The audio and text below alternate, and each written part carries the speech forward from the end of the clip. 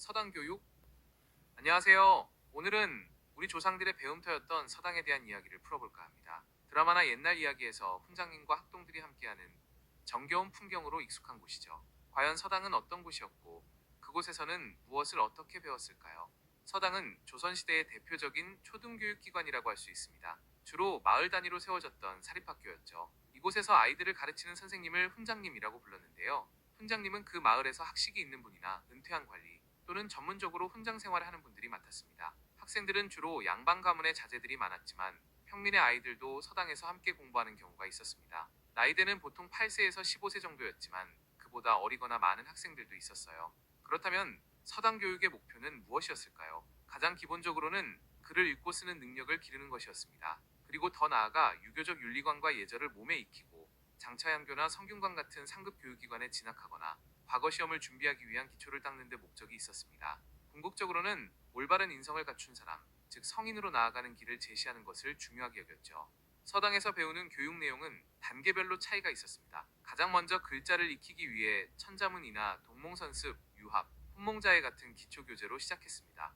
글자를 어느 정도 익히고 나면 본격적으로 유교 경전을 공부했는데요. 소학이나 명심보감, 경목요결 등이 대표적인 초급 경전 교재였습니다. 이런 책들을 통해 생활 예절과 마음가짐, 그리고 세상을 살아가는 지혜를 배웠죠. 훈장님의 학식에 따라서는 사략이나 통감전류 같은 역사서를 읽기도 하고 더 나아가 사서삼경의 일부를 접하기도 했습니다. 물론 글짓기나 붓글씨 쓰기인 습자도 중요한 교육 내용 중 하나였습니다. 서당의 교육 방법은 오늘날 학교와는 사뭇 다른 모습이었습니다. 가장 일반적인 방법은 강독이었는데 훈장님이 글을 읽고 그 뜻을 풀이해주면 학생들이 따라 읽고 내용을 이해하는 방식이었습니다. 또 하나의 큰 특징은 개별 학습이 이루어졌다는 점입니다. 학생 각자의 능력과 학습 속도에 맞춰 진도를 나갔기 때문에 같은 서당 안에서도 배우는 내용이 다를 수 있었어요. 그리고 배운 내용을 완전히 자기 것으로 만들기 위한 반복 학습과 암송을 매우 중요하게 여겼습니다.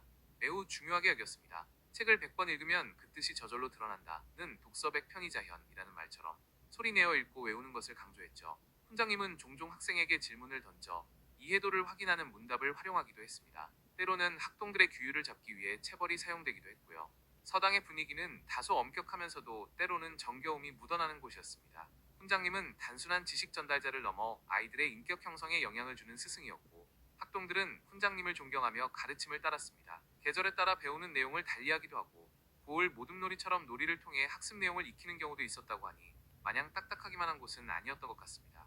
서당 교육은 국가가 운영하는 교육기관이 미치지 못하는 곳까지 기초교육을 보급하고 유교적 가치관을 사회 전반에 확산시키는 데 중요한 역할을 했습니다. 하지만 훈장님의 자질에 따라 교육의 질이 크게 달라질 수 있었고, 교육 내용이 주로 고전 암송에 치우쳐 창의적인 사고를 기르는 데는 한계가 있었다는 점도 지적되기도 합니다. 또한 모든 계층의 아이들에게 교육 기회가 동등하게 열려 있었던 것은 아니라는 점도 현대적 관점에서 생각해 볼 부분입니다. 그럼에도 불구하고 서당은 오랜 시간 동안 우리 조상들의 중요한 배움의 장이었으며, 그 속에서 이루어졌던 교육의 모습들은 오늘날 우리에게 많은 생각거리를 던져줍니다. 지금까지 서당 교육에 대해 함께 이야기 나눠봤습니다. 감사합니다.